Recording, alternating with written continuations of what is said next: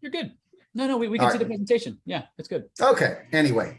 Okay. So what I want to talk to you guys about is he kind of laid the groundwork for me. Just sneak back here is tax sales. So I truly consider myself, at least in the state of Indiana, and I'm going to go over and explain that each state does have its own nuances, but the same concept is general across the board.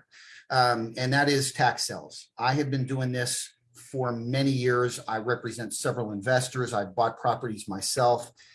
Tax sales is a very interesting way how to lead generate. So it's not something that's going to happen year round, but if you understand when and where and how to look, you'll understand how to generate these leads. And I'm telling you, when they come around, they are fantastic. It's great to be able to connect with investors and find different types of people that you normally would not run across, and some great opportunities. So with that, I'm going to move forward. I want to just give you a little idea as far as what I'm going to cover. I want to explain a little bit more about who I am.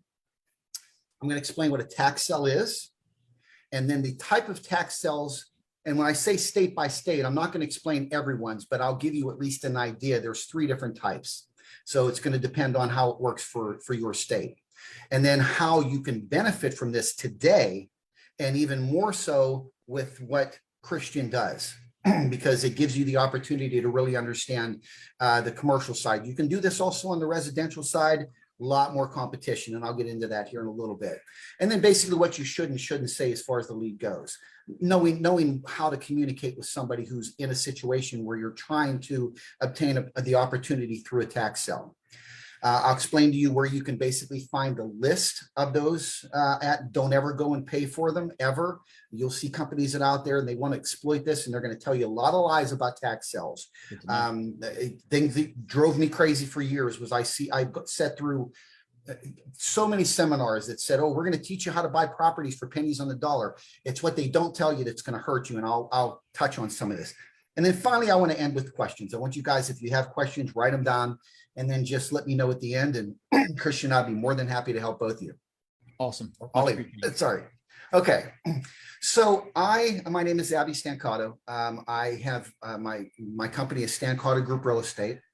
I'm out of Indianapolis, Indiana, and I'm one of his students. So I've been doing investing for years, but having owned some commercial properties and being a realtor, I really wanted to learn the commercial side.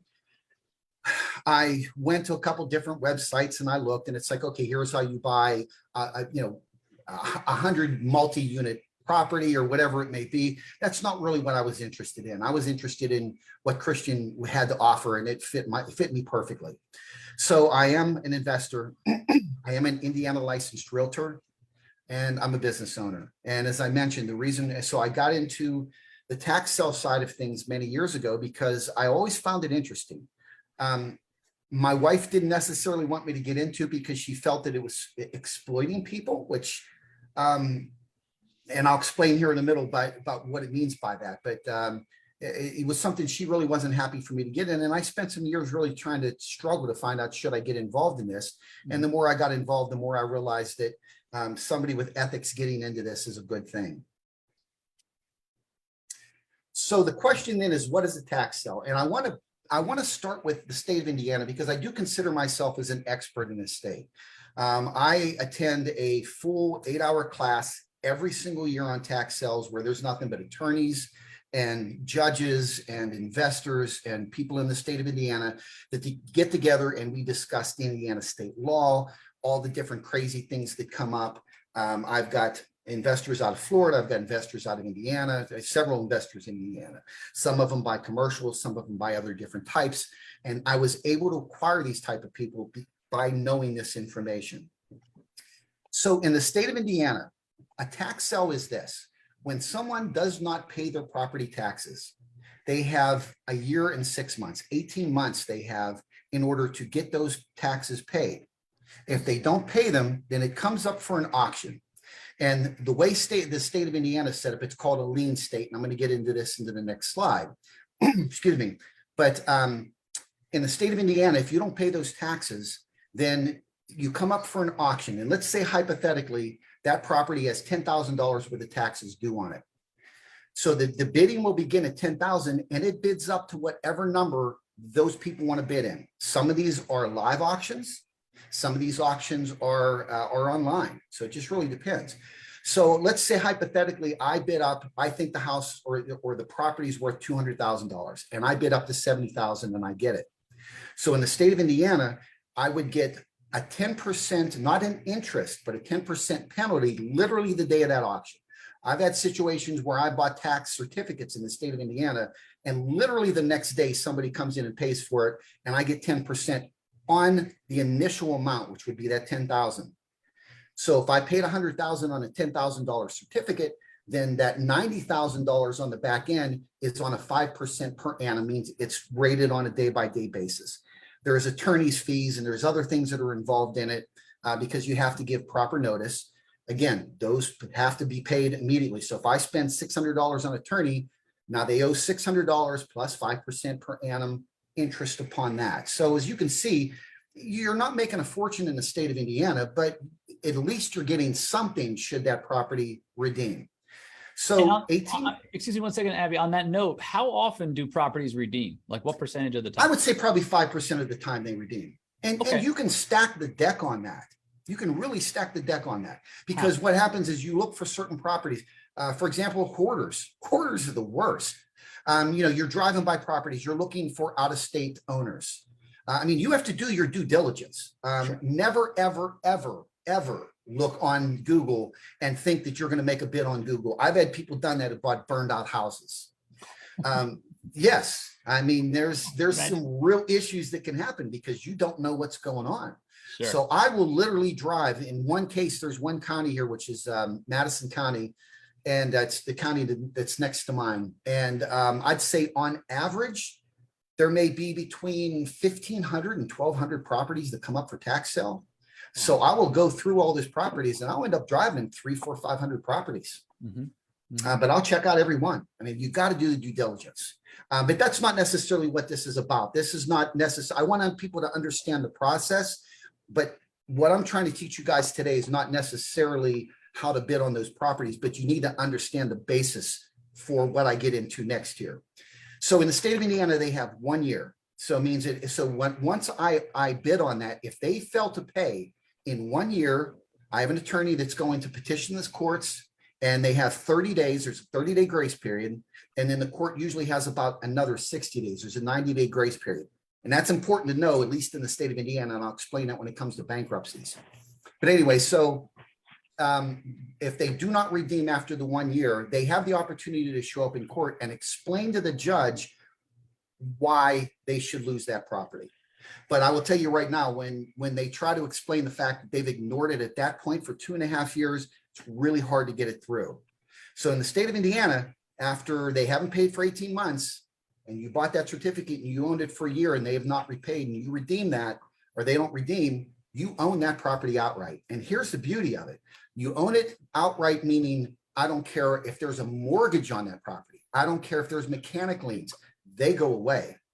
They are not an issue. Now, there are some other things that we'll get in here in a minute that can affect that again, you need to understand when you're doing your lead generation. But the fact is, you own that thing outright. And as I told Christian, I've got several properties I've paid under $5,000 for. I've got one up for sale right now for $149,000 that I paid $1,400 for. Wow. Now, there was some attorney's fees.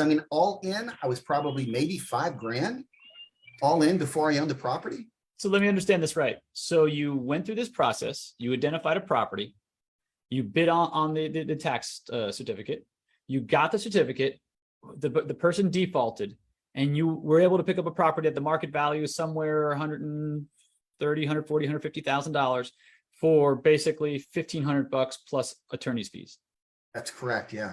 Do you guys hear this? Do you put those dots together? Do you see how you can literally get into the ownership of a commercial property for pennies on the dollar? That's not an exaggeration.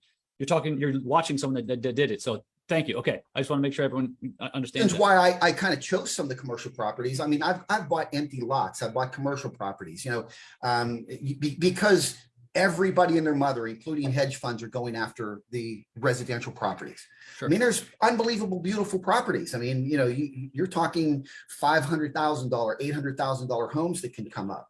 Now, the chances of them redeeming are pretty good, which that's why I mentioned you, Christian. It depends on how you stack that deck. I went after properties that were distressed commercial properties, and I did put some money into it. I mean, I probably put $30,000, $40,000 into it. Not something you have to do right away, but you could sell it the way it is. Sure. I wanted to maximize my money, but the fact is that opportunity stands. So let's talk in generalizing about the other states. So Indiana is a tax lien state, and you have other different types. I'm going to move to the next slide here so I can kind of explain this as we go through it. So Indiana, as I mentioned, is a tax lien state. So when you buy that certificate, you do not own that property. You have no rights to that property, but you have the ability to put a lien against that property that is a first position lien. It goes above mortgage and everything else. A lot of times what will happen in the noticing, the mortgage companies will try to bail them out. But I actually had a property that I had picked up. They had a $50,000 mortgage on it, probably about $40,000 left, and the bank never redeemed. They just either walked away or it sat on the wrong person's desk, and they never paid attention to it. And that whole year lapsed, and the $50,000 mortgage went away, and I owned the property. So tax lien states, you have that one period of time, and you literally have a lien against the property. In a tax deed state, you have an ownership that is granted to the county. So what happens is the county will actually go through the process to take ownership of the tax deed, and they transfer it to the buyer. So you're actually buying a property that has a tax deed on it. And I'll cover something here in a minute that I want to talk about on these tax, some of the problems that can quickly come up. But anyway, then you have a redeemable tax state. There's only like 4 or 5 of these. And basically what happens is you buy those. Florida, I believe, may fall under that because you have to actually go through a foreclosure process. But in a redeemable tax deed, you actually get the deed. And then if they don't pay, then the deed is in your hands, other than having to petition a court. But you have to go through the foreclosure process. Now, I know in the state of Florida where Christian is, it's a little goofy because you can't take ownership of the property there. All you can do is force a sheriff sell on the property to get your money back, plus the interest. Indiana is a bit upstate. Places like Illinois that I've gone to is actually a interest bid down state. So it takes 3 years to redeem there. So you can imagine what kind of trash you may end up with properties after 3 years. Sure. But you literally bid down the interest rate from 18%. So for the first year, everyone in the room screaming 0%, and it's just a matter of them randomly picking people is what it comes out to. But you're paying the actual taxes, so you're not paying $100,000 out of pocket. If they only owe $5,800 on the property, you get the property for $5,800 on that first year. You pay the next 2 substantial taxes, and then you own the property. But anyway, so those are the 3 types that you'll see. And then and like I said, this supersedes all property debts. So for the most part, and the tax certificates can get a little goofy because once you get one, and if you're dealing with anytime you ever have a client that is on a tax deed, what happens a lot is they do quit claims on these. So a lot of attorneys will quit claim these things out. The problem is that you really need to have a clear title. There are some places here in Indiana, which is Meridian. It's like $2,000 where they'll run a tax certification to clear that, or you have to petition the court for to quiet the title. About $1,500, $2,000, because of that period of time, anything could have happened. And the fact that all those debts get wiped out, it's real important to understand that you've got to be able to have a clear title, because some title companies won't even touch the property until that deed, the tax deed, goes away. Makes sense. But I've seen quit claims go just crazy as far as substantially, they quit claim. Right. And to put this in a perspective for everybody, like for someone that wants to take this strategy and implement it, right? And I know we're going to get a little further down the wormhole, but it's just something that came to mind, right? If you're trying to become financially independent, right, where your bills, your residual income is equal to your bills, right? how many of these would you have to sell where you could, let's say it costs you $80,000 a year to live, right? Let's say it costs you like, $7,000 a month or something like that, $7,000 a month to live. How like this property you're selling, these are potential income producing properties. How many of these would you have to buy before you could likely replace, $50,000, $60,000, $70,000 a year in income? Are you asking me that question? Are you asking? Yeah. That's what I'm asking. Yeah. Okay. I'm sorry. Repeat it again. So like, if you think about it, like if you're trying to replace, you're trying to create residual income, right? If you, let's just take that one you mentioned, you bought it for $1,500, you put, let's say $5,000 of attorney's fees into it. You're going to sell it for $149,000 or so, right? What kind of income could that property put off? Like if you, my point is, if you sold like a half a dozen of these, or you bought a half a dozen of them and you started renting them out, how long would it take for you to create a $7,000 a month property? I got one right now that I'm getting ready to rent for $500. That one probably 1,200, maybe 1,500 max, depending. Okay. So, I mean, again, it just really depends. So now 4 or 5. Now here's the real beauty. I'm going to go a little down the rabbit hole, then I'm going to stop on this. But here's a real beauty of tax sale deeds. Let's say, for example, you happen to buy a property and somebody's living in the property and they let it go. Now you can go to a judge and say, okay, throw them out. But let's hypothetically say, and this is what the state of Indiana, let's use the $100,000 example that I gave earlier. Sure. I pay $10,000 for the taxes, $90,000 over. That $90,000 goes back to either the debtors. I mean, and there's attorneys I know that's all they do is deal with that money and where it goes. Because if there is a mortgage, they could actually get that $90,000. They're not getting anything from me. They lost the property, but they can actually get that overage. So what you do is you go back to the owner and say, let me work you out a deal. I'm going to let you buy back your house for $150,000 and I want a $90,000 deposit. I now got my $90,000 back. I only have 10 grand into this property. And now I have a $150,000 note on this property. Actually, I'll carry the note at that point at 60. The sad part is most of these people got themselves into it once and they're going to repeat it twice. I know a guy that sold the same property probably as many as 5 times. Wow. And he just, because he would do that and then he would start doing lease options.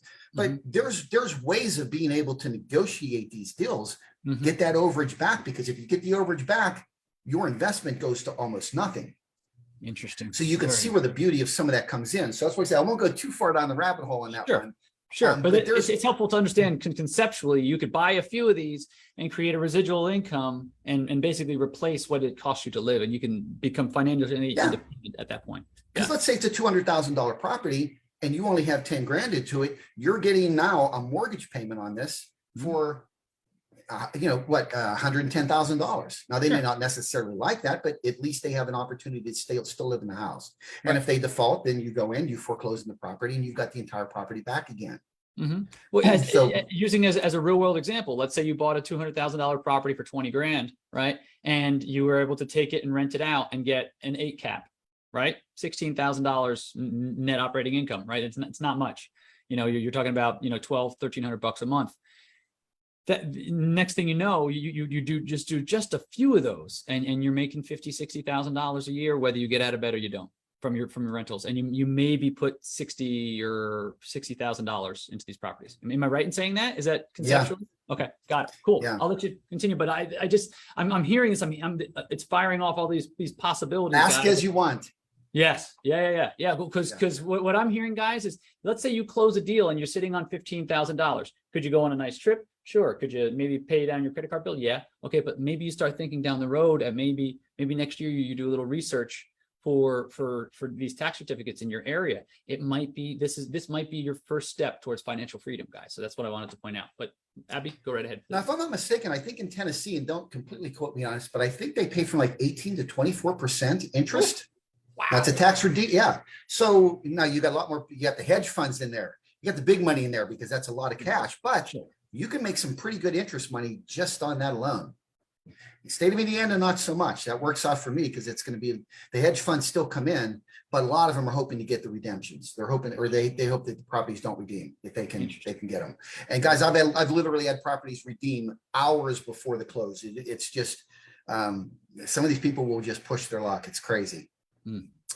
Okay. So here's where it comes to where can it benefit you guys, okay?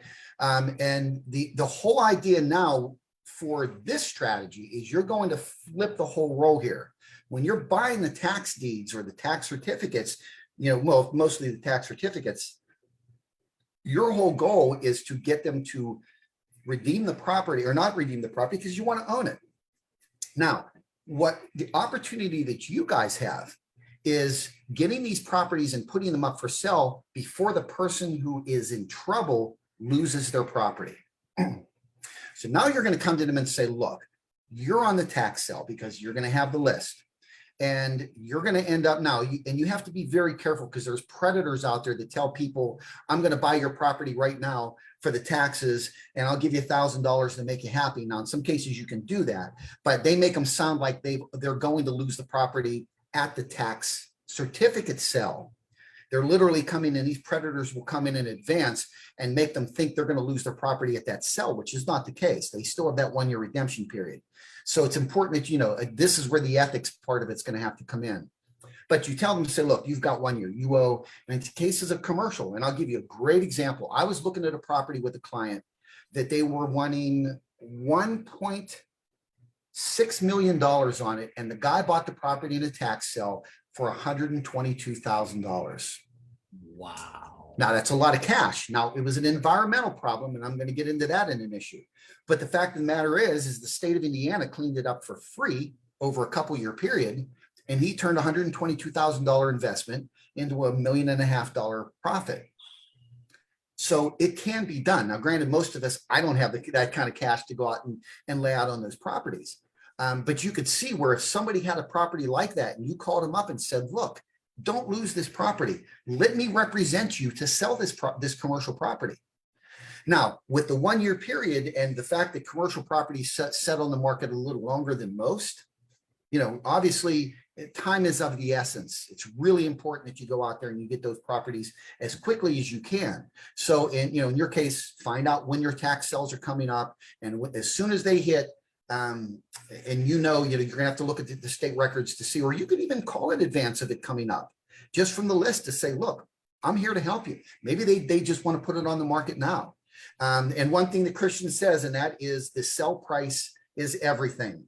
So you have an ability, let's say the property has the potential for $300,000. They're going to lose it anyway. Say, look, let's try to accelerate it. Let's get it on the market for $220,000. But you're there at that point to help them. And if you understand how the process works, you'll understand that what you're trying to do to beat the process. Now, another option, and again, I'm trying not to make this an investment class, but buy the debt. So let's say someone has $10,000 that they owe, and there's no way they're going to be able to pay. And you say, look, let me do you a favor. Before this thing goes up and you lose it all, I'm going to pay all your tax debt, and I'm going to give you 10 grand. They're still walking away with 10 grand in their pocket. But you now have the opportunity to buy that debt, pay off the tax sale, because you could pay it literally up until the end of the day that they give you the date on. If they say it's September 22nd, you can walk into the treasurer's office at 5 o'clock and put that money down, and you own that. You can get that property. Obviously, you want to get the info. You want to have the paperwork where that can be done, and they know where it's being paid and such. But you get the idea. The bottom line is you have the opportunity now to buy the debt. So and as I mentioned, ways. Yes. Now in the state of Florida, it's a 2-year process. So you have to really kind of buy both years, and then you force the foreclosure. And it's only a two-month period. And I'm going to give you guys an insight for anyone that's there in Florida. In that 2-month period of time, that's being posted on the county records. Those people are in real trouble because at that point, they are going to be on a sheriff's cell. For residential properties, you probably have a better opportunity of moving for that. But if you want to go buy the debt, or even do a wholesale deal. I don't know how many people here know how wholesale deals work, but in a wholesale deal, you get the contract and you go out and sell it. And I promise you, you find a property that only has about $30,000 in debt that's a commercial property that you can go out and get a $20,000 commission on to sell to somebody and maybe give the guy back 10 grand. You can find those deals. They're out there. Interesting. right now, Abby, before you touch on your next point, I'd like to see if does anybody have any questions, any points of clarification before he goes any further? Because we're just about at the half hour mark, so I just want to make sure that no one has any questions, and then Abby's going to be wrapping up the tail end of this. But what are you guys thinking? Let's get a little bit of feedback. Like, does this seem like an interesting strategy? As you see how the possibilities of this could open up for both you and for your ability to help others? So let me know, guys. Put it in the chat. Don't be shy. This is the time to ask it. You have an expert on this right in front of you. So let us know what you think.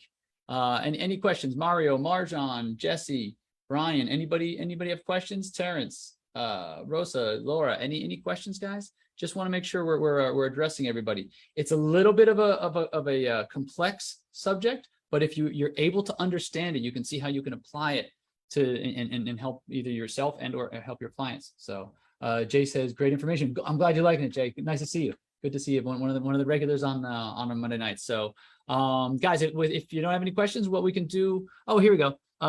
Lewis says, how does this work in California? Do you happen to know whether it's a I'm pretty sure that California is I think they're a tax deed state, which means when you buy it there, you're actually getting the property. Nice. So it reverts to the buyer.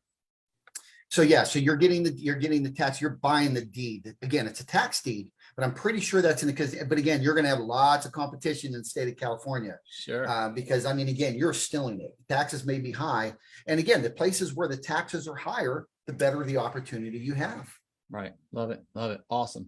Rosa said, writing it down to do research in Georgia about this. Do you know anything about it in Georgia, perhaps? Pretty sure Georgia is a really good state to get. I think that's one of the ones that may be the redeemable deeds, tax deeds. And I think, if I'm not mistaken, that's one of the states that may be the 18 to 24%. I think they pay extremely high interest rates there. Love it. Very nice. And yeah, and I can pass on to you later on. There's a website. I don't have it with me right now, but I can pass on a website that tells them state by state what's in their state. Good. Awesome. Okay. Awesome. So super duper helpful if you could have that resource, guys. And guys, if you guys are interested in this and knowing what your state is, what type of state it is, just type it in the chat. Type hashtag list so that Abby can get the list out to you. We'll get it to you guys one way or the other. Pete says Minnesota opportunities. Yeah, it sounds like not too familiar with Minnesota. Okay, got it. But we can at least find out what kind of state it is. There's an opportunity in every state. Yeah. Terrence says, is there any way to go over the overages to pay for properties?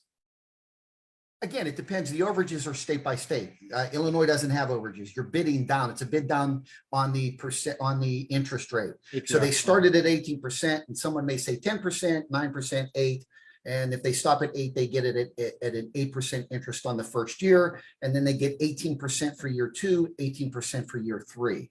But I will tell you, most of them will scream at bloody murder at 0%, and just let the people from the county pick them.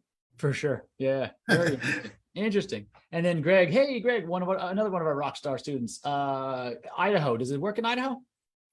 Yeah, it will work in every state, guys. This is applicable. Here's the thing you got to realize about why, and as I mentioned in the beginning, my wife wasn't thrilled with me doing this.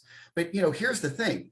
People, if you don't pay your taxes, the county uses this as a threat to the other 80% of the people who pay their taxes, because they realize if they don't pay their taxes, they will lose their property. The counties have budgets, and they set their budgets up accordingly every single year.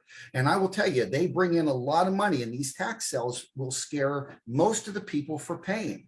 Makes sense. So no matter what, they've got to collect their taxes in every state in the union. So every state in the union will have some variance of what I'm talking about. Love it. Love it. Very, very interesting. Awesome. Okay, Abby, go ahead and continue. Okay, I'll try to go a little quicker here. So there's a couple things I want to just explain real briefly. Nuisance liens.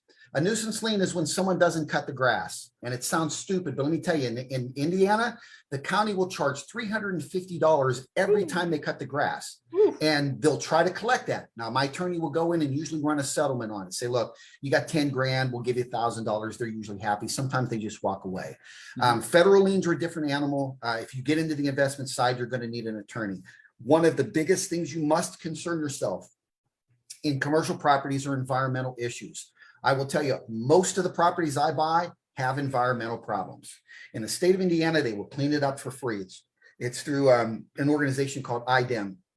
And I've never paid for it, but I've got letters. Now, they may put some deed restrictions saying that you can't use the well water or whatever it may be, but you have those environmental are the things to check the most. And I will tell you, I'm not going to be able to give you a lot of information on that right now. It's really hard to find that out. I'm fortunate enough that I have an attorney who is an environmental attorney, and I'll call him on the list of properties. We actually invest together on properties that are purposefully jacked up from environmental issues. Nice. That's a whole nother story. I could spend another 2 hours on that. Anyway, so let me just move on here. And as I mentioned on mortgages, those mortgages are going to be wiped out. Those first position liens go away. So, and here's the thing, when I note here of what to say in beating the objections, you know, the thing is, it's important when you're calling these people to just kind of lend an ear, because once you just explain, look, I understand you're on the tax sale. I'm here to help you. I'm here to help you. You're going to lose this property, and I don't want to see that happen. I'm a realtor. I can sell this property for you. What can we do? Let me take a look at the property. Explain to me about the property. They may tell you there's environmental problems and they couldn't sell it, or they just didn't have the money and somebody died. And, you know, I mean, they will go on and on and on with different problems. Maybe they're out of state and they just couldn't keep it up anymore. $40,000 for a roof. You're going to have a lot of roofing issues when you get into these properties. So really, when you're beating the objections, it's really just kind of a matter of speaking to them. Now, I will tell you, ironically, there are some people that would just bury their head in the sand and just ignore it. And then they're going to complain when they lose it. And there's nothing you can do. Anyone that's ever dealt with people on foreclosures, you'll find the same issue. But the whole idea is get the appointment, you know, be able to just get that time, get the list, call them up, and just, hey, I'm here for you. So let me just kind of move on to this next one real quickly. And this is, where do you get that list? Now, in the state of Indiana, it's the county auditor's office, and these are all online. Now, there's a service that they use, and they'll usually tell you if there's a service. When you call the auditor's office, in some cases, maybe the treasurer, but you should usually be the auditor. Ask them of the company that is servicing the tax sales, tax deeds, tax certificates. In the state of Indiana, it's called SRI Services is the big one, but there's another one. It's called GUTS, g-uts.com or .org. So they handle the largest county, which is Marion County in Indiana. But anyway, all you want to do is get a hold of those records. It's going to show how much they owe. And it's going to show what their back taxes are. It's going to give you their name. In a lot of cases, and you know, something that Christian covers a lot in the class is how to do the skip tracing side of it, which is important to know how to do, because you just got to track the people down. And again, it's going to happen a lot more in residential, where these people are just tired of getting calls, but in commercial, they're not getting as many calls. I'll tell you that right now. And if you ever decide you want to get in a position where you're driving these properties in advance to bid on them, you know, you will find so many more properties. I mean, it's driving for dollars on steroids, if anyone's ever done that before, because you're just not only going to find these, you're going to find a whole bunch others while you're driving around. Just look for the Jumanji house, you know, and take a picture of it and call them up on the way. But yeah, I will tell you, the tax sales are a great opportunity for lead generation if you want to invest. And it's a great opportunity to get those lists, call these people up and just say, look, what can I do to sell this property? A lot of times they're going to be distressed. So you're dealing with things that you're not normally going to deal with. And you're dealing with properties that are usually not occupied. In some cases they are. I saw a strip center last year go up. I mean, I think the high bid on it was, we stopped at like 350,000 with mine. It went up to like $700,000, $800,000. I mean, Verizon was in there. How they didn't pay their taxes, I don't know. But they didn't pay their taxes. Now, I don't believe they lost the property, but boy, that'd be a great property to go in. Again, I wish I would have taken Christian's class at the time, because I promise you, I would have been calling that owner saying, look, let me help you. Let me put this property up for sale. What can I do? So anyway, that's kind of in the overall of without getting too crazy on this. Christian knows me. I could sit down and talk for hours on some of this stuff. Oh, we can go down a rabbit hole for sure. I can absolutely get on a rabbit hole.